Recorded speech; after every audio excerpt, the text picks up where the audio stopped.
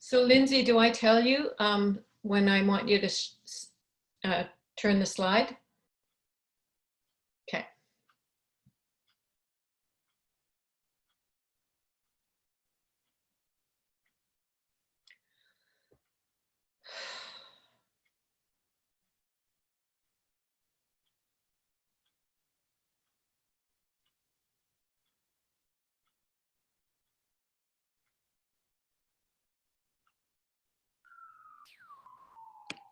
Good morning, everyone. Thank you so much for joining us. We're just going to take the next few minutes to have our participants, the rest of you folks, join us, and we'll start promptly at 11 a.m.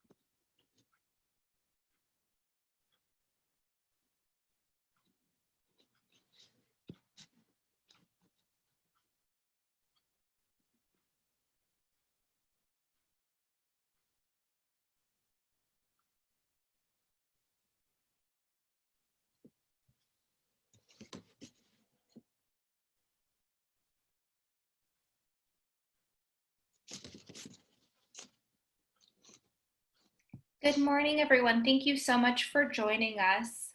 My name is Lindsay Wolfson. I'm the manager at the Center of Excellence for Women's Health, and we're so happy to have you join us for the second webinar in the Learning and Acting Together series, co-hosted by the Center of Excellence for Women's Health with support from the Perinatal Substance Use Project.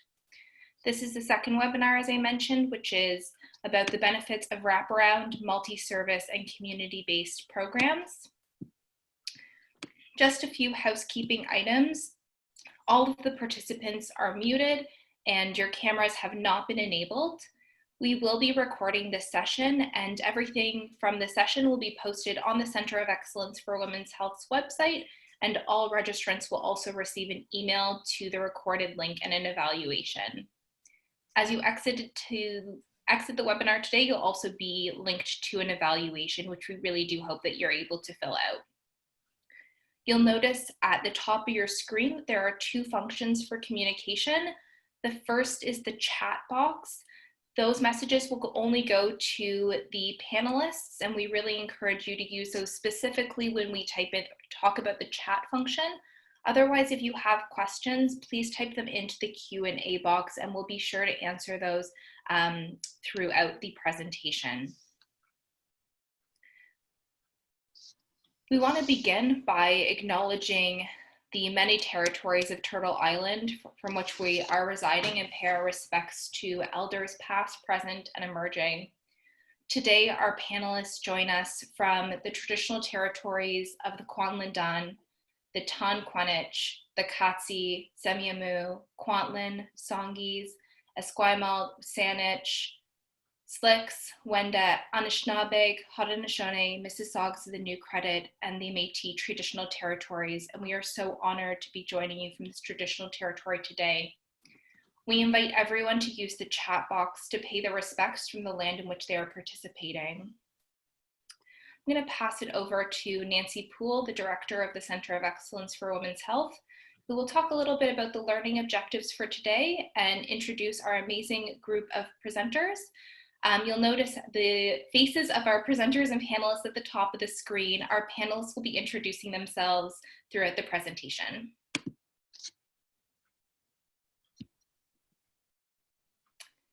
And sorry, Nancy, I think you're still muted.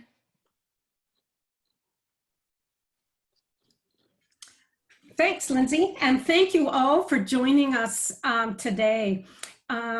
It's, and hopefully you will benefit greatly and share with others all the things that this wonderful group of researchers are going to share with you. We have panelists as well today who are going to answer some questions, who are working in wraparound services. So lots to look forward to as we go forth. So here are the learning objectives to present the research findings from this co-creating evidence project, which was a national evaluation of multi-service community-based programs, to really spend some time thinking and illustrating the ways in which wraparound multi-service community programs are structured and funded to support women with substance use and interrelated concerns. So we're very keen that both service providers and funders and decision makers are all thinking about this basic concept behind these webinars, which are learning and acting together. So, and then we will describe the aspects of the wraparound multi-service programs that have been found to best support women. And finally, of course, and not the least, we'll share how the women have really told the researchers about what's been central to them in the process of accessing these programs. I am totally delighted to turn it over to Deb Rotman, Carol Hubbersty, and Marilyn Van Bibber, who have worked so hard on this project. And I've been delighted to be a part of the team, and will also acknowledge that Rose Schmidt from the center has provided some expertise to the team as well. So over to you, Deb, Carol, and Marilyn. Thank you.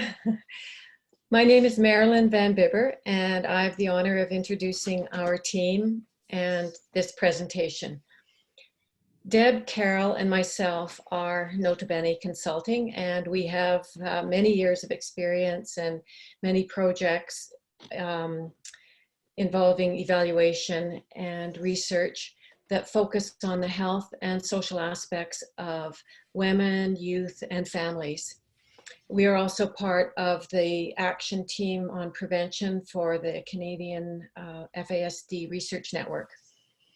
And as Nancy said, we have partnered with the BC Centre of Excellence for Women's Health on this project, and we've been blessed to have Nancy Poole as one of our project leads.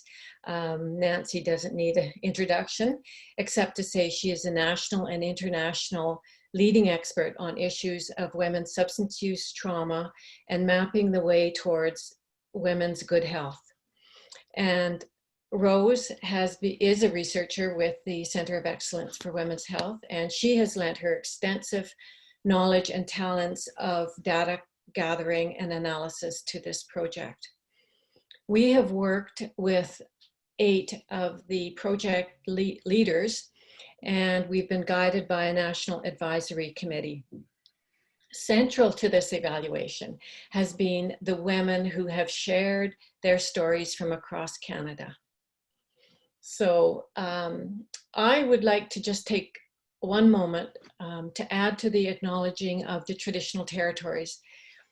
These 8 programs employ a holistic philosophical framework that's filled with caring, respect, and relationship.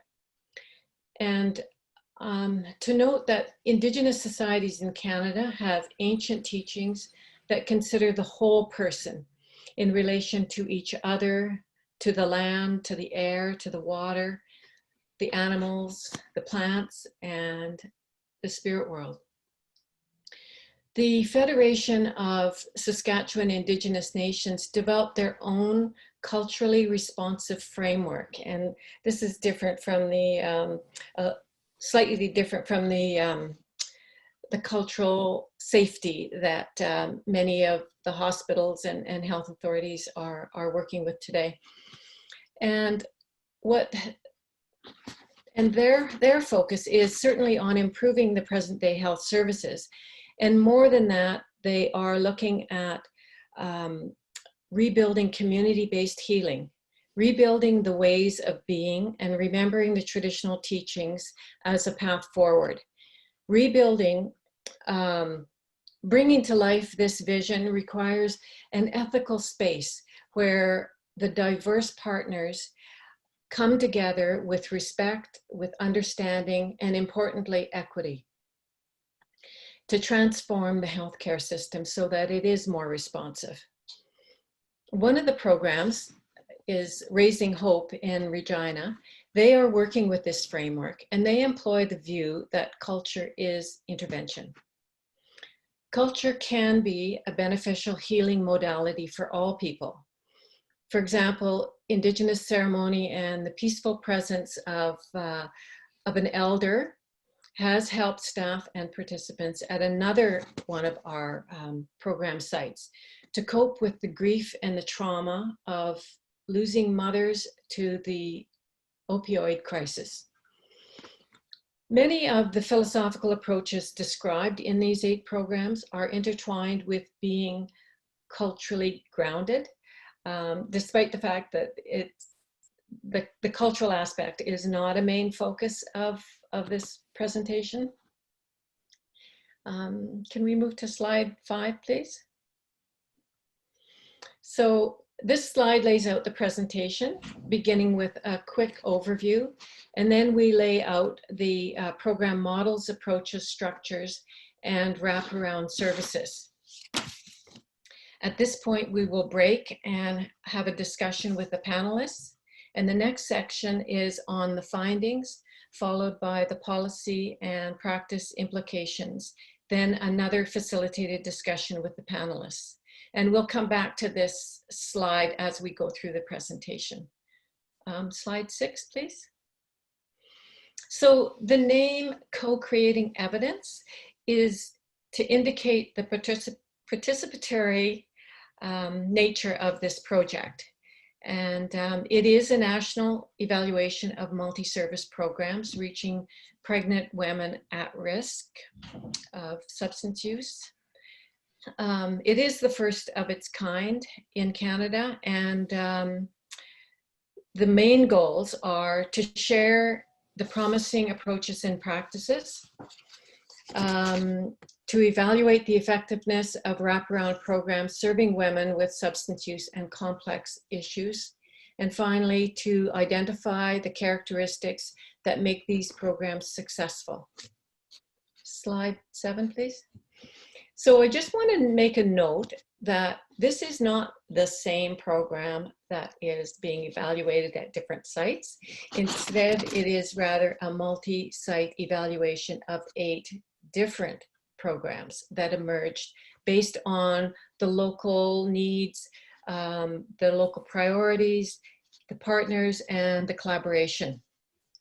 So the research questions, as you can see here, are: what are the common elements of these diverse multi-service programs, and how do they reflect our community's context? What are the components most helpful for women's perspective, and what outcomes are being achieved, and what are the measures to demonstrate these outcomes? Slide 8, please.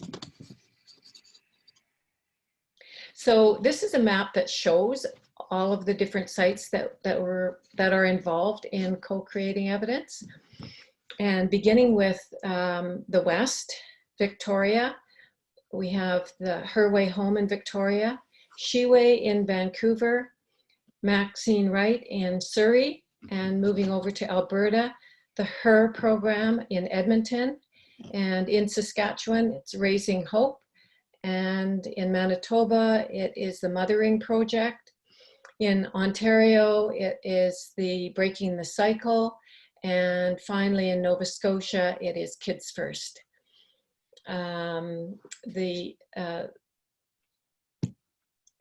She Way and Breaking the Cycle and Kids First were started in the 1990s, so they're sort of the first generation, and the rest of the programs came later. This is not to say that there aren't others across Canada. These are the ones that have been involved in our study.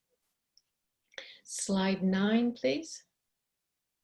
So now we're going to turn to the programs, the models, the approaches, the structure, and the wraparound services. And this will be presented with Deb and Carol. Slide 10. And here we have a visual of the 8 sites. So you can have a look at that. There are similarities. They're also very diverse. Deb, over to you. Thank you, Marilyn, and thank you, Lindsay and Nancy. Yeah, so I'll just leave this up for a moment and just say, because it was a bit, just to say a couple of words about just how we did the project in terms of the methodology, like how we did the evaluation. As Nancy mentioned, and Marilyn as well, a primary focus was to be talking to women themselves across each of the 8 sites. So this, from a methodological point of view, for the evaluation was a mixed method using both qualitative interviews with women, with clients, with staff, with program partners. And we actually did a round of interviews at all of the sites, Marilyn and Carol and I, twice, about 18 months apart. So 2 waves of those interviews. And at the same time, the programs themselves were very generous and shared with us both de-identified, so no names, no identifying information, client information, and snapshots of client outcomes over the course of 18 months. Every 3 months they shared this information, as well as program data in terms of what types of activities were being offered. So we have really quite a voluminous amount of information that we've been sifting and sorting through ever since. One of the things that sorry, next slide, Lindsay. One of the things that we are doing in really just trying to do a deep dive at understanding and describing how the programs operate, and this came fairly late in our analyses, was to really try to understand the models. of the programs and recognize that, again, these are community-based multi-service programs. They are all different. And they all do have different models and different dimensions of those models. So what we've been able to do is tease apart. It's not necessarily, exhaustive or comprehensive, but tease out, I should say, 6 different dimensions that may or may not be front and center for each of the programs. And so the dimensions that we've highlighted are being one-stop, that kind of one-stop shop or wraparound approach wherein you can try to get a variety of different services on site. An outreach focus is another dimension. Peer mentoring, or where the staff themselves are peers and have lived or living experience. A cultural focus, which, as Marilyn says, is maybe front and center more for some programs or others, even though arguably the wraparound approach is very much inherent to an Indigenous cultural focus. A dual client focus is another aspect of the models that was very important for certain of the programs, wherein it's both a focus on the woman and a focus on the infant or child simultaneously. And then lastly, a residential focus. So what you can see through the trees that we have is we've mapped out, we're big on trying to be a little bit on graphic, and it was showing how each of the program differs, in terms of what's either more foundational at the trunk side of things and what maybe is a bit more secondary, those branches, or maybe even not central to the models. So we have those 3 programs there. Those are our BC programs. Each of them are different, and the HER program is different again. The other thing to mention about this slide is, as Marilyn was saying, early on in the project, we had an opportunity to come together, all of the programs, and we identified a theory of change for the project and identified the key approaches that pretty well all of the programs are using and feel as being quite fundamental to how they operate. And what's in the circles there and the key approaches is pretty much foundational for all of the programs. Next slide, please, Lindsay. Just moving on, this is another way of one of the things that we like to do is to show how the words of the approaches, being non-judgmental, relational, women-centered, harm reduction, etc., how they really are experienced, both by clients and by staff. So what you see in those latter couple of columns are from the interviews that we did with clients and with staff, how they really operate, how they're experienced on a day-to-day basis, and how from staff's perspectives, how they can organize their programs in ways so that they really can put into practice the approaches that are so foundational to the programs. Next slide. And this is another visual, another way of showing those approaches and connecting them to women's voices. And so how each of those different approaches are experienced by the women who participate in the programs. One other point to mention about that sort of comes out through this visual is that when we first met at the beginning of the project and were articulating what the approaches were, the community-focused aspect was not something that really emerged, and nor did the notion of being non-judgmental, safe, and strength-based. Those are really core principles that I think are a facet of so many of the approaches, like being relational, harm reduction, trauma-informed. But through the interviews that we did, we could really see how that was such a core set of approaches that are so important to the women, to the staff, to the partners. Next slide.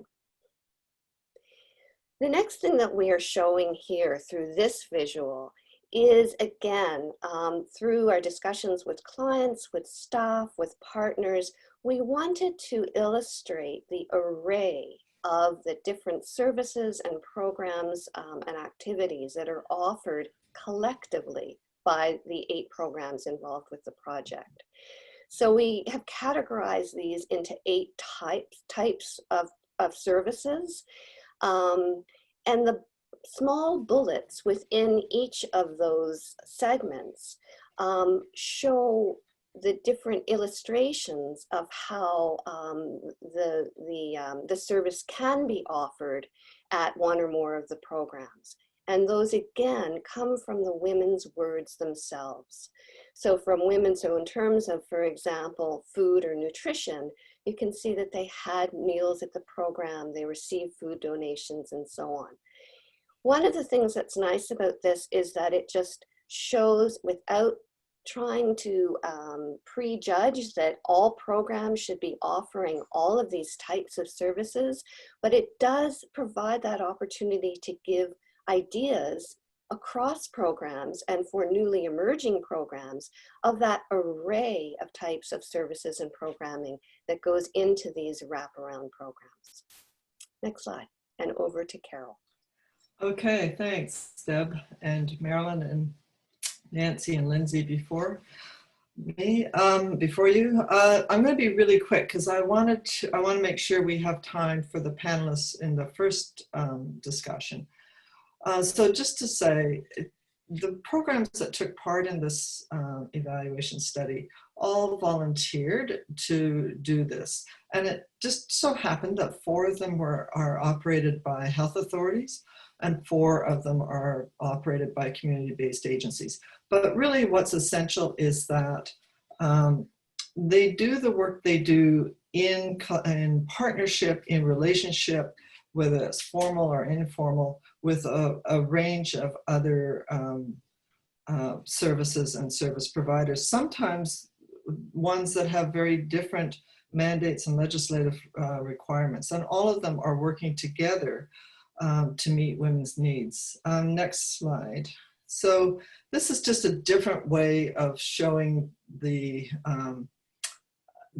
what I just talked about, but also illustrating what Deb was saying, that here we have, the health authority programs and the community-based agencies, and yet regardless of what their operating structure is, they are all either through their own staff or in-kind contributions or contracts or co-located services, however they're doing it, or formal or informal partnerships, they're able to provide a range of services. And as we said before, not all of them are trying to do the same things.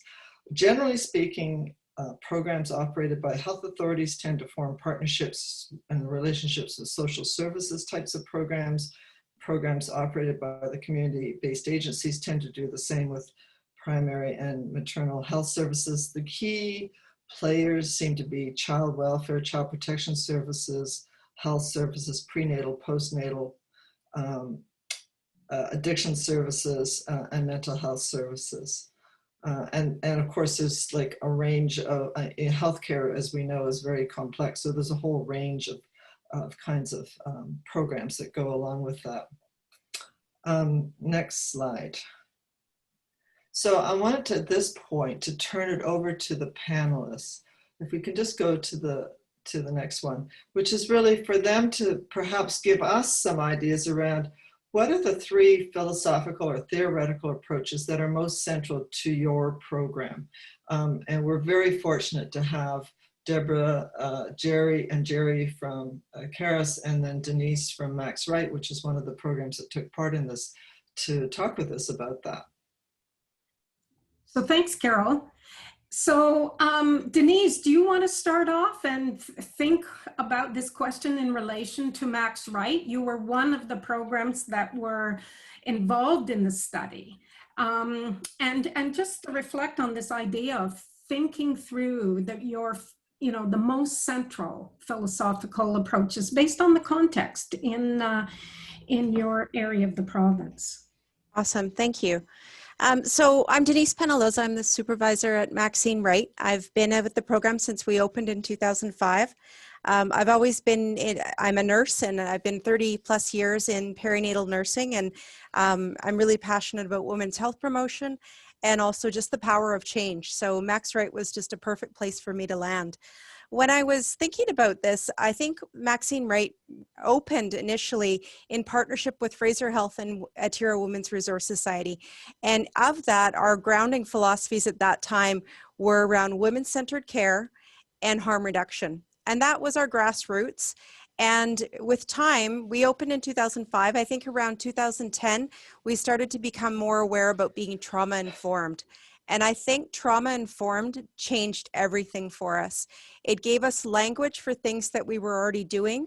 It gave us motivation to do more. And it really changed our lens of, we really felt like the relationship was the most important thing we had with the clients. And they really saw us in a different way. They trusted us. They were open with us. They were honest with us. And we went through stuff with them. And so I think the leading part of trauma informed for me is compassion. If you lead with compassion, the relationship will follow. And so that really stands out for me. We really understand how trauma impacts behavior and coping skills and resiliency and all of those things. So we really take that into account when we're working with women. It really led us on a path of doing our own qualitative study just to look at what women's birth experiences were. And what we learned was sometimes not very rewarding, and it was often very sad, but it's been a platform for us to jump off and help make change. And so I've been really blessed that I've been able to do a lot of education with some of the public health nurses around trauma-informed care. I'm now working with the ESC group within Surrey, and there just is a ripple effect that I think is so amazing. The other big thing that I think Max Wright does really well is we have an amazing interdisciplinary team. And no door is the wrong door. If someone's not working that day, if I don't have a counselor that day, someone else can do some, in the moment, emergent communication with that client. We're really good at having multiple doors on the same day. So when a client comes, we really seize the opportunity, and they might see, multiple people in a day. And we walk through the door with the clients as well. So it's not just go down the hall or go to this other place. It's like, hey, this is April. She's our counselor. Do you have time right now? Yeah, let's do this. And we'll do an introduction. And it's really about being with the client while they're on their journey. And I think most recently we've kind of expanded the interdisciplinary team to also include peers. And so we have some women who were clients before, and they're no longer attached to our program. Their kids have aged out, but they are navigators in our program for new clients. And that's been an amazing addition as well. Great. Thank That you. is so interesting to hear a bit about your journey. Thanks. Thank you. So Deborah and Jerry, do you want to talk a little bit about on the same question from the perspective of CARIS in the interior? Yeah. Sure. Jerry, do you want to start? Sure, I'll start. CARIS Support Society, we're here in Kelowna, and we have a residential model for our moms and babies in recovery. We have currently, I think we have 28 women living in our building, and I believe we've got 10, no, actually 2 came in yesterday. So we have 12 babies, young children living in our recovery center here. And interesting, Denise, the 2 that you picked out, because those are exactly the 2 that we picked out. And so I'm going to talk a little bit on the trauma-informed, and Deborah's going to talk about the interdisciplinary part of CARIS. And, noticing that many professionals now are just saying how that the opposite of addiction is connection. And I think walking with women is so challenging when you live together. The pandemic has brought a whole new type of chaos and depression and pain when you have a congregate care site. And we were talking about it in our team meeting this morning, is how do we use trauma-informed language when we're actually dealing with a national trauma, actually. So I think our basis with that is that there really is no influence that you have on anyone if you are not connected to them. And so developing connection is number one. And I think as well, like Denise, we've made a switch over the years, moving from a more punishment, you know, these are the rules, this is what you need to do, to empowering women to decide what it is that they need in their lives, what they want. I would say that actually in the context of trauma and PTSD, that women knowing what they need is actually a really tough position. So to even simply ask the question, what do you need, can be a very triggering question for a woman. So developing skills around empowering women to understand that they are worthy of connection, they are worthy of having their needs met. And, you know, as hopefully the women are being led into that, they're going to actually lead their children into the same kind of lifestyle, so that they're not directing their children, but also empowering them. So learning to walk in a way where we're not making decisions for the clients, we're not directing them, we are actually looking for them to direct their paths, so that at some point when they leave Caris, we actually have women that stay up to 2.5 years. We age out at a child being 2.5, although I think currently we have one 3-year-old and another 4-year-old in the building, because we all know that housing is really difficult. Yeah, anyways, that's all I'm going to say about the trauma informed, and Deborah will go to the other. So just adding on to what Jerry said, a little background. Caris, when it was created in 2007, was created to fill gaps in our community where there were no services at all. So organically, we were created with a multi-dimensional support system, and our approach was multi-dimensional right from the get-go. And we looked to the women we were supporting for what they needed, and then acted upon that as we went forward. So my words to someone who might be considering starting a program, even from the grassroots, go to the women you support and ask what they need and start from there, because that was really where we started from. And also that Caris's model began with offering wraparound supports in all these areas. I just love the synergy as we're talking about this study. Caris Support Society was not part of this study, but I look at this and I look at the screens and I think this is everything that we are. And so that shows the depth and the breadth of. Thank you for you doing the research, because it's really opened up a positive gateway for other people to go forward. This is what is effective in women's lives and supporting in communities across our country. I think it's Thanks, Deborah. That's exactly what we were hoping to be able to do with the research, is to really validate and document how these approaches have an evidence base, as complex as they are to capture. So let's turn it over to the Nota Bene group once again, and then we'll come back to you for more insight about Caris as at the end. Do you want to go to the next slide? I'm not entirely certain. Oh, okay. I think this is me. Okay, so when we interviewed women, and as Deb said, or somebody said, we went to the programs twice. And as you see, we were fortunate enough to be able to interview over 200 women. We asked them, as part of the guided interview, what did your situation look like prior to becoming involved in the program? And as you can see, the key issues were, substance use, housing, and child welfare involvement, or maternal child separations. But there were a number of sub-themes that kind of went along with those larger themes that came out. I just want to go to the next slide, because I'm also quite aware of time. We also asked them, women, what did they hope to get from participating in their program? And you'll see there's this real strong theme that keeps showing up over and over again. They really wanted, what was it that caused them to choose to get connected at this point in their time? And as they wanted support for their substance use, their trauma, they really wanted to deal with the child welfare issues. Many of them, if they had previous children, had lost those children to the care system and didn't want to have that happen anymore. They wanted support for their pregnancy. They wanted help in accessing health or prenatal care. They hadn't had that help in previously.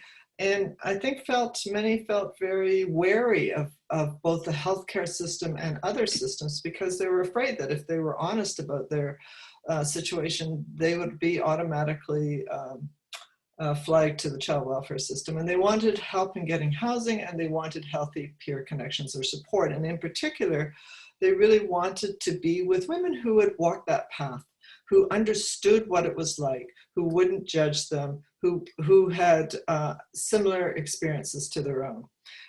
Another question that we asked of them was, okay, so having been here then, what was the most significant change since participating? And again, these are themes that emerged from all those interviews. Again, you see the connection. The safer, they quit, they reduced, they found safer substance use. They managed to really deal with the child welfare, their relationship with their children. In particular, many of them were being able to retain their children, regain their children, keep the baby that they were about to have. They found that they had increased support. They weren't so alone anymore. They weren't so socially isolated, which was one of those previous key issues. They had, to some degree, safer housing, and they had an increased connection to community and family and peers and to culture. Again, the culture came into it as a strong theme too, and more so in some areas than others, but it was a part of that. That sense of community was pretty important. Next. And I think this one is Deb. It is. Thank you. Thanks, Carol. So what this is actually a different way of showing that last half of the slide you were seeing. So this is, again, our efforts to map out the main themes that came out of that question of what was the most significant change for you and your families. And I'm not going to repeat them all, but you can just, again, see visually. The things that I wanted to mention, though, about this slide was that in addition to those key themes that Carol's talked about, which are shown in the slightly bigger bubbles to reflect more people saying it, there were those overarching ones that are really so important about having improved self-confidence and self-esteem, self-compassion, being able to basically understand your life and its context and go further and go to that place of self-determination and connected to that, the notion of increased hope and healing. And those are really important outcomes. And I think one of the reasons we wanted to emphasize it here is because it's not always the kinds of outcomes that you see reported or highlighted in evaluation studies. And again, it goes back to something Nancy said in introducing this study. I think it's through having those open-ended, in-depth interviews with so many women that we're able to sort of tease out some of these other themes that show the richness of the programs and the outcomes that they're achieving. Next slide. Another aspect of doing the questions around what was the most significant change were a couple of other questions related to that. And this one here is, what might your situation have looked like if you hadn't come to the program? And here again, you can see the main themes that come out from that. And I think one of the things we wanted to, again, illustrate is that so, inextricably in the interconnections between women's substance use, problematic substance use, and not having the children or the infant in their care or having a reduced connection with their child or children. And in fact, that was the strongest theme that came out in response to this question, that women would not have that connection with their child or children. It was really powerful stuff. Next slide, please. One of those other open-ended questions that we had with the interviews we did with women was to ask them what was most important to them about the program. So when I was doing the interviews, I would always say, you know, what is it about the program that makes it what it is, or what makes it tick? And here again, you can see the strongest theme is around staff being kind, knowledgeable, non-judgmental, wanting us to succeed.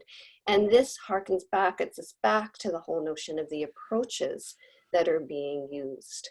But along with that, it's the one-stop, it's multidisciplinary, it's having things all in one place or accessible in community, that connections between healthcare, mental health care, support related to trauma, social support, and outreach.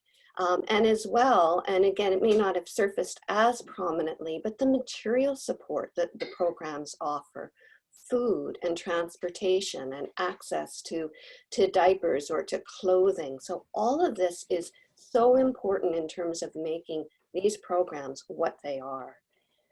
Next slide. We did, in addition to doing the qualitative interview with all the women that we talked with, we did a questionnaire.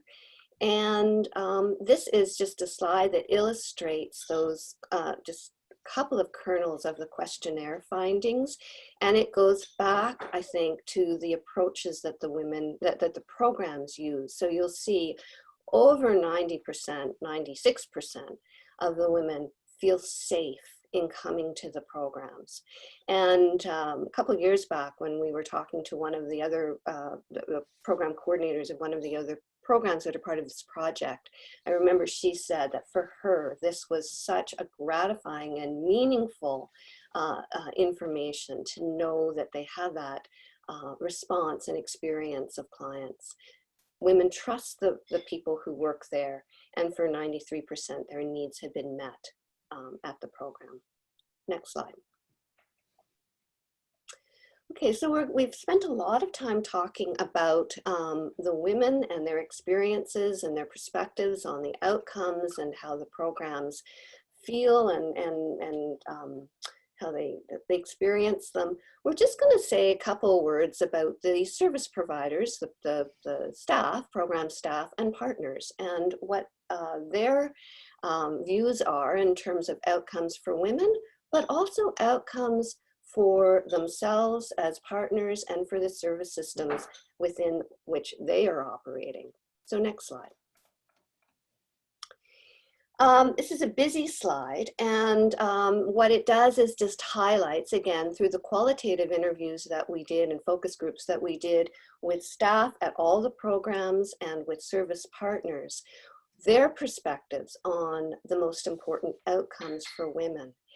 For the most part, they really parallel what the women are saying about saying for themselves about the outcomes. But what we wanted to highlight were a couple of outcomes that staff and partners observed that the women themselves didn't talk about to the same degree. And that was for staff and partners, that women are having improved access to healthcare and or community services, and how important that is. And that the women are developing those trusting relationships. And I think that connects to something that Jerry, you and Deborah were saying about how in the beginning, sometimes women are not even at a place of articulating, you know, their needs. And so staff are observing that through relationship, through being at the programs over time, that they develop those trusting relationships that then become, you know, the entree point for other outcomes and other connections and relationships to happen afterwards. So really important. Next slide. And again, in talking to service partners, we asked them we asked them and staff what they perceived to be outcomes for partners. And I think these can be grouped into 2 or 3 meta themes. One is the importance of collaboration, especially across the sectors. Health providers working more across, collaboratively, and also working with child welfare. For some of the partners, they're also talking about feeling supported in their work, that when they know that the programs are involved, they feel like somebody's got their back, right? They feel that they can actually have more risk tolerance. And I think we heard that particularly amongst the child welfare and child protection workers and managers.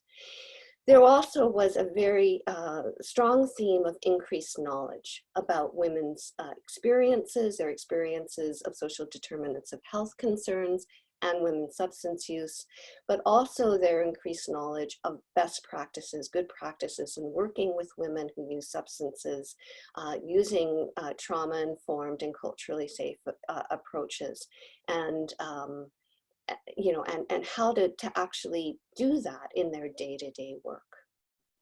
Next slide, and I think that goes over to Carol. Okay, thank you. And I am continuing to keep an eye on the time. I'm not going to say a lot about this because I think we've been talking about the strengths throughout this. And this is just kind of a summary of this. The staff is without a doubt a very important and key strength, and the model that we talked about before. One of the things that I wanted to just mention, and that Deb touched on previously, is that relational aspect of the program model cuts both ways. It's not only between the program staff and the clients, the women, but also between the program and their partners. And in particular, when those partners have different legislative requirements and responsibilities, thinking perhaps a little bit about child welfare, they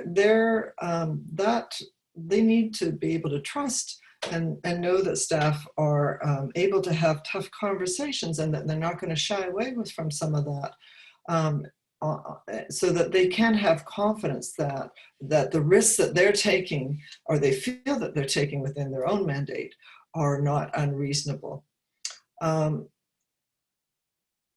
think that's the only thing. Let's go to this one, yeah, because this is probably the more important one. So just in terms of the practice and policy implications, the continuing to use and build on the key elements at the top of the slide, I think are things that we've been talking about all the way through. The practice and policy implications, stable funding is so important, and it kind of goes without saying, and yet here we are still saying it. Some of these programs have not had funding increased in 20 years, and yet the women that are coming to them, they have increased numbers of women and with increasing complexity and intensity, and yet their funding from some quarters have, like CAPC or CPMP, for example, have not increased in over 20 years. It's a frustration for them, I know. The other one that may be of some interest is that balancing harm reduction with women's and children's safety, that can be a challenge, and some of the programs are very upfront about that there can be a tension between those in terms of how do you practice harm reduction, particularly in a housing setting. That's where it sort of really became more of, and it's an evolving, there's not a singular answer to this. There's a couple of programs are sort of working their way through that to figure out what was the best way to do that. The other thing is that housing is just a significant gap. And you know, it's crazy. I mean, we all know how difficult housing is. And when you're on a very limited income, it's even more of a gap. And yet we also know that without housing, steady or safe and stable housing, that the women can't get to the things that they want to get to, which is to work around the substance use, to deal with the child welfare issues, and some of the and their connection to community. So it's a significant gap. And it's something that every program just about struggles to, except for the ones that were housing based, struggled to deal with. I want to move to the last slide, which is really to put it back to the panelists. And just to, I'm going to turn this one over to Nancy. I think she likes to. So I'm glad this one has got a calm blue part, because this is where my fiery self just wants to light us forth to those implications for practice and policy are so important. So let's tackle the first question. And maybe you want to go back, Lindsay, to these thanks. So what of those ones stand out for you? And let's start with you at Karis this time, and then we'll turn to Max Wright. I'm going to start on this one. It's Deborah here at Karis. The relationships with partners, it was touched on previously. It's difficult to navigate in each community because there are communities that lack other supports. But to build those relationships, I have worked hard to network and connect, and we all know programs change very quickly too, and the person running the program might not be there anymore, and it's a lot of work to keep those good programs going. And even to the extent of sometimes having to take it on ourselves and think outside of the box and make those suggestions to sometimes the publicly funding programs to say, hey, this is so necessary, and to advocate for those residents that we're supporting and those women that we're supporting. So the partnerships, the strong relationships is really key for me in that area. Cool. And on the other side of that would be the one is the approaches using reflect program philosophy. And again, the trauma-informed philosophy is just high on the list of building trust with these women. They come from generally family situations where they have been other directed their whole lives, people telling them what to do, them falling into either resisting or giving in, but then resenting. And so creating in them a desire to take personal responsibility, which means we as staff actually need to stop giving advice. We need to stop directing them as well. And that is so key. I would say it takes so long to build trust, and often, I mean, we have this advantage where because we're residential, we might have a woman here that's a year or 2 years. And so often, sometime around a year or 18 months, she might say, wow, that's what you've been saying. Because it has taken that long to just get below the resistance. We had one gal chatting with me yesterday, and she said, I'm so nervous to talk to you because, you know, you've got the authority hat. And Deborah and I were joking, like, what do we call ourselves? Because that's not the approach we want, but I can tell them all day long that that's not my heart for them. But until I day in and day out, treat them with respect and treat them with kindness, maybe sometime around 18 months, they might look up and go, oh, you respect me. And it is a long process. And that is how we're going to gain attachment between a mom and a baby, is the attachment and the trust they build with staff is often their only example in their life. You might have a mom who is going back home to her family for a weekend, and all chaos is breaking out at home. And then come Monday morning, she's got to relearn that actually she can be treated with respect and kindness. So it's just a long process. So important. And, you know, a lot of the questions that have been coming up have really been reinforcing that idea about trauma-informed and complexity. And so really glad that you addressed that to some degree. So Denise, do you want to just talk first about what stands out for you in these practice and policy implications, and then we'll come back and talk to Karis once more. Perfect. I think as mentioned by Carol, the funding issue is just always such a challenge. We opened in 2005 with like a federal grant. So we were rich the first year, we were poor the next year, we were poor the next year, and for 13 years we were poor. And in 2018, sadly, because of the overdose epidemic, we got funding. So not a great way to get funding, but that boosted our program. So I think in the interim before funding came, it's important to know who your allies are and who you can bring on side that maybe doesn't cost you anything. like-minded individuals are very creative. And I really think we've had a lot of success. We've brought on, most recently, we brought on midwives. And that is a population, our population isn't generally well served by midwives because you have to be on your game. You need to get a midwife early in the process. You have a lot more sort of getting organized to do that. But our midwives will take people in the 3rd trimester. They'll take them at 36 weeks. Like, it's quite amazing. So we've brought on a lot of people to co-locate with us, physicians and midwives and specialists, and we do amazing things for them. They have no overhead, and yet they have this mentality that they want to work with us and serve our population. So looking for allies. And I think the other struggle we're having really quite currently is around harm reduction and housing and the kids. And we were trying to bring some conversation to that before just about the time COVID came up. So we've kind of tabled a few things. But if our program is harm reduction, are we setting women up for failure when that might not be the best plan by the ministry? So we've had a couple of surprises where we think someone's doing really well, but because somebody wasn't completely abstinent, she didn't get a chance to parent. And other times there's women that parent that we might not have been ready. So we just need to work on that alignment a little bit more. And that'll probably be a forever discussion because there's always new social workers and new beliefs.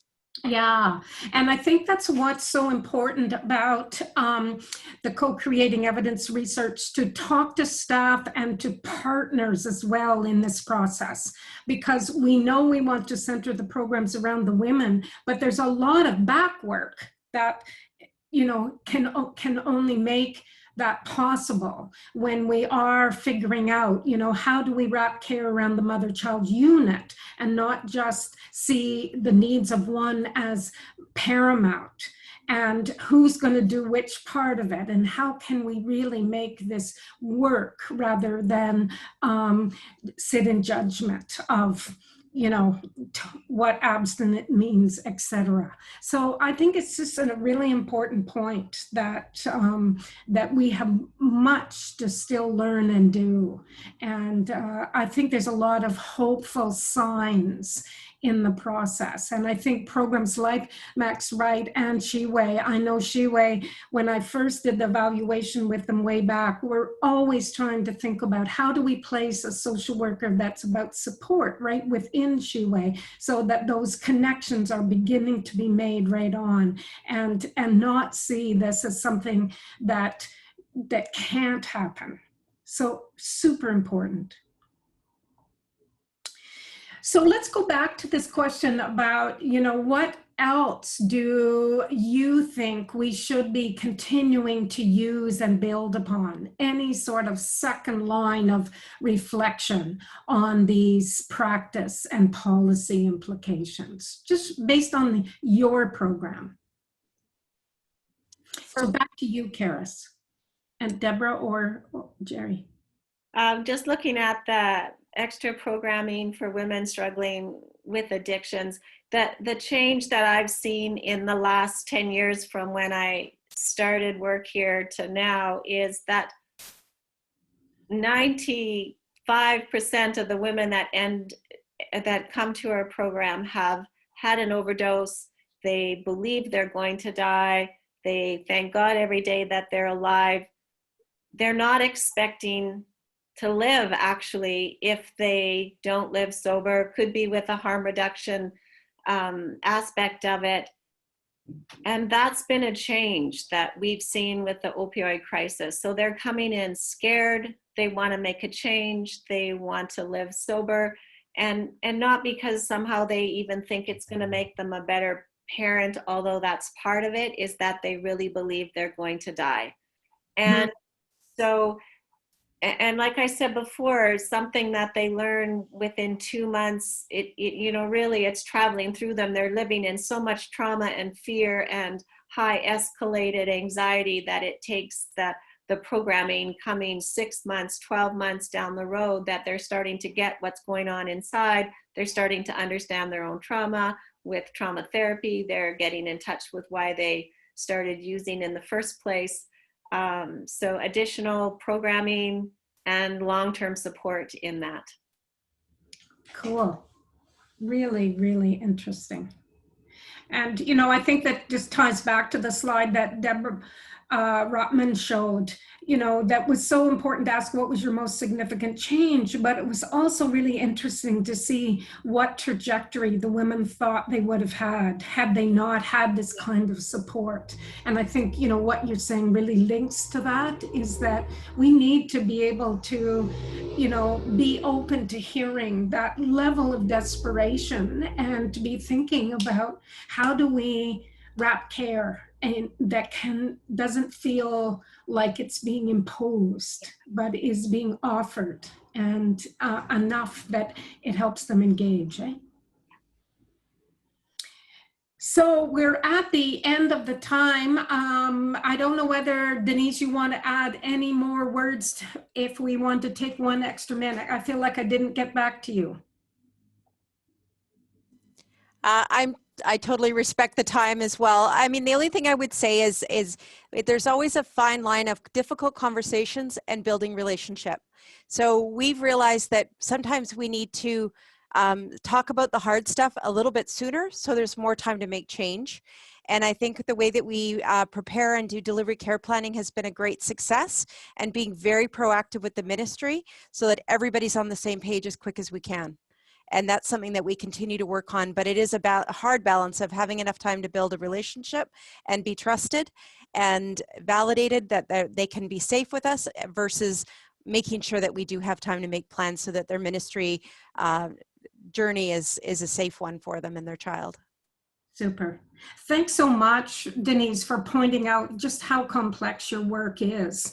And thanks to Deborah, Carol, and Marilyn for doing such an amazing job of presenting that complexity in the way that you've made the presentation. And thanks to the CARIS folks for jumping in, who weren't part of the study, but really engaged in terms of seeing the connections and how many other programs across this country are probably doing this work and can really benefit when they're talking to their funders and their communities about how important it is that we have this kind of wraparound care. So thanks everyone, and don't forget that we have another one in the series coming up in October that's more focused on treatment and addiction medicine, and we hope you'll join us to enter those complex discussions as well. And thanks to the Perinatal Substance Use Project for making this possible for us to do this work. Bye for now.